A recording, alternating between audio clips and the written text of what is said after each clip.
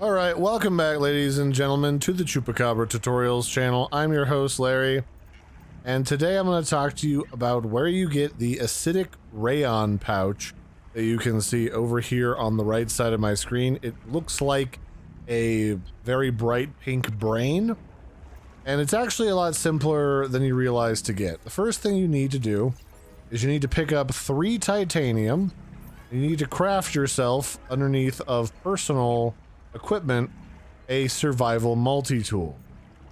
Once you have a Survival Multitool, it's this little hammer slash knife here. This allows you to swim down and harvest things from different plants that would otherwise be difficult with your bare hands. So if you go into these caves down here, like the one that's directly below the spawn little life preserver raft here, you'll see these bad boys. Now, normally, all you can do is pick the medical gel sack out of the middle, and it spews acid everywhere.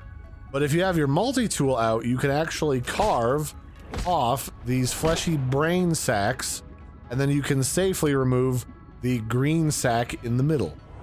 And that's how you get the Acidic Raion pouches that are literally all throughout these lower caves. You just gotta look around a little bit. See, there's another one. You can also, if you look around the walls, you can find copper, although I've pretty thoroughly mined out this particular stretch of water for most of the copper. But here's a piece.